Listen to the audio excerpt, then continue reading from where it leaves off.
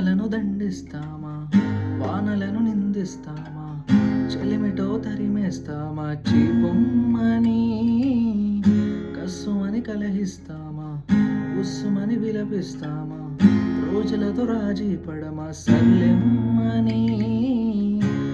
సాటి మనుషులతో మాత్రం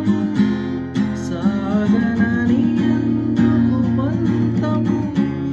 రోజుకొక పేచీ పుడుతూ ఏం సాధిస్తామంటే ఏం చెబుదాం, ఎక్కిల్లే పెట్టి ఏడుస్తుంటే కష్టం పోతుందా కదా,